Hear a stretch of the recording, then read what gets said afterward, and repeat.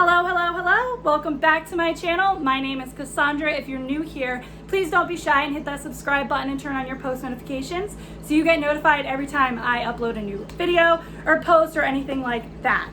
Today I'm just going to be showing you how I clean out my fish tank. So this is just one of my fish tanks. It's 40 gallons.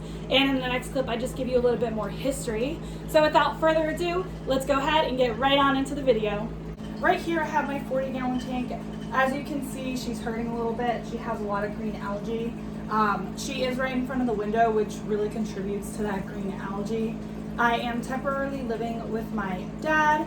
My fiance and I are in the middle of purchasing our first home, so it's just a temporary setup, and this is where we could actually fit this tank, make sure it's like on a wood floor rather than a carpet floor. Because it's in front of the window, the algae just really blossoms here. So again, like I said, this is a 40-gallon freshwater tank. I currently have it stocked with 3 angelfish, and then I have 2 bala sharks. I have a dwarf clown pleco. I have an albino pleco. I have 3 glow tetras and 3 long fin glow tetras. So the tetras just kind of came with the tank from the person I got the tank from, so that's why I have them. But they do have really cute personalities. It's just not a fish that I would have chosen for myself, but I do like them. To start off, what I'm just going to be doing first is going in and scrubbing this green algae. So I do have this brush. This is just what I use to clean off the algae. It's just a scrubber brush. It's kind of for like a kitchen, but I use it for my tank, and yeah, it works really well. And then this is just coming off because I have a different cartridge in there. I was having trouble with ammonia in my goldfish tank, so I switched the cartridges out to help cycle it more, although it was cycled, but I figured that problem out. That's like a whole other video because it's kind of a long explanation. The first thing I'm going to do is go ahead and use this sponge brush and just go in here and try to get as much of the algae off as possible.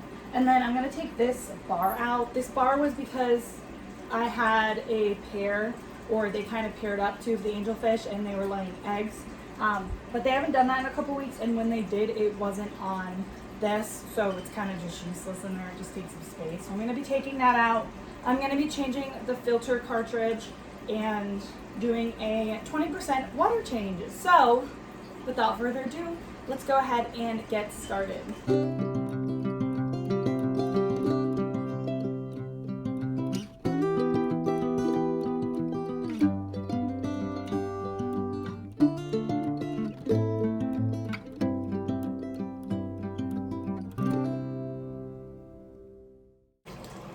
I just went ahead and just used that sponge brush on this entire tank.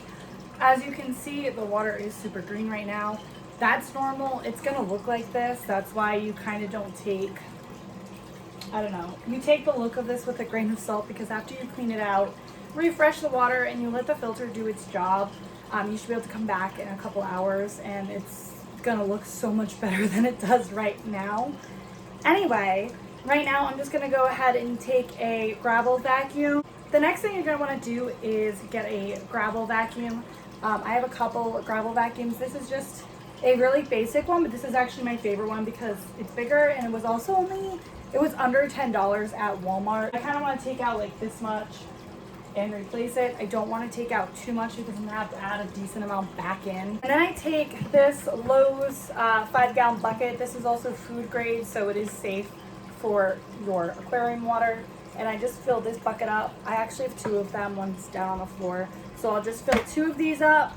That's 10 gallons, and then I will go ahead and replace it. So yeah, it's actually a 25% water change, but it's pretty easy to take out. So I'll just take out the 10 gallon, and I will show you how to gravel vacuum and do all that once again.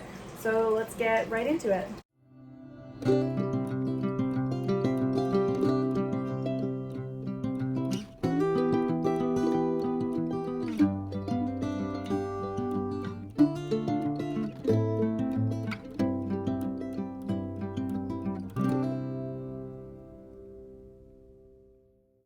Alright guys, I finished taking the water out. Now I'm just going to go and get some fresh water.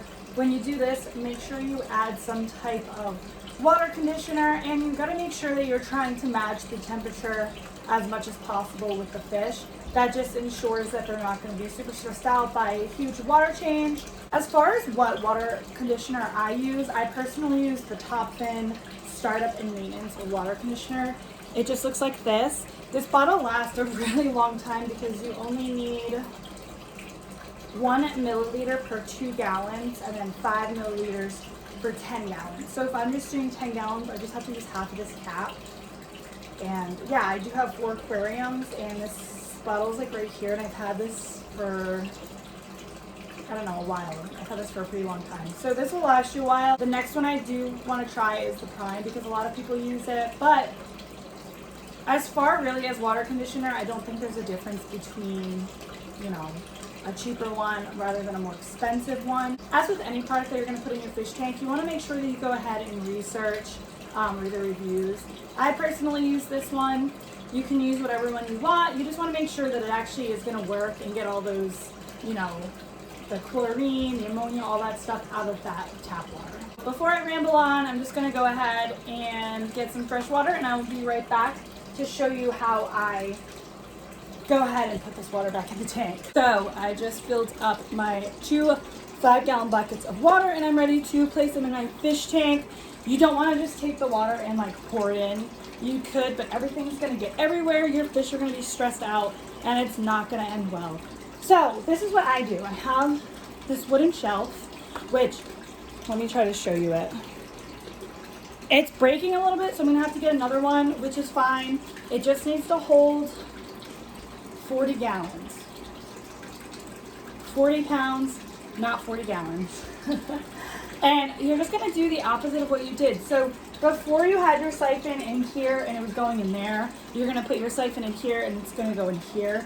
In order for the siphon to work, because of physics, you have to actually have the water that you're taking out higher than the water, or higher than the bucket you're putting it into, if that makes any sense. This bucket has to be higher than where this is going.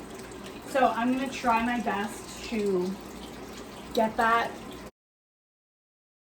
So I just attempted it. It was a fail. It's not going to work because this hose is higher than this bucket. In order for that siphon to work, because of physics, this hose has to be like this. So it has to kind of be like that.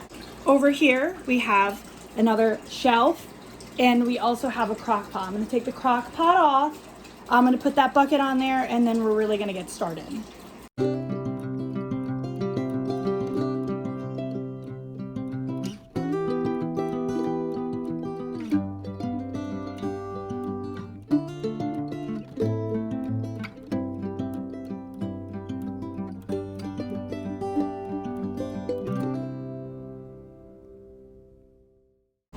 As you can tell for that last bit, I did have to pour the remaining in. That's just because the siphon won't work when there's just a little bit of water, but that should be okay. And right now you have a clean tank. You might have saw that I was just taking the back of a sponge, the scrubby part, and just getting all the water stains off on the inside. Now I'm just going to go ahead, change the filter, let this run through, let it process and get clear again, and I'll come back and show you the final product. And all of these supplies were really cheap. I just want to put that out there. Everything in here was under $10. You can find like the sponge brush and things like that at the Dollar Tree. You can also get these buckets at Lowe's for $5. I think they're $5 a piece. And then the water conditioner, I mean, you have to have that anyway, so I don't know if I would necessarily like count that in there. But even if you did, you can get a big bottle like that for $10. It'll last you a year depending on, you know, how many fish you have. And then the siphon, you can get that siphon that I use, the exact one, for like $9.96 at Walmart. So everything in here was fairly cheap. This is the easiest way that I found to actually do my tank without being an expert. As for me, I'm not a professional. I just really like doing this as like a hobby. Like, this just relaxes me. It's been a couple of hours now, so I just kind of wanted to show you how it turned out. As you can see, there is some green algae still in there. It was really bad, so it's not all gonna go away in one shot. It's really hard to get in there, especially like in the back like that. Only been a couple of hours, so by tomorrow it should be pretty clear. I just wanted to film this now before I lose daylight, and I really want to have this video up tonight. There's my angelfish. They're all clustered. You can see one of my bala sharks. Once again, thank you guys so much for watching. Please don't forget to like down below as well as subscribe so you can see all my latest videos. Bye.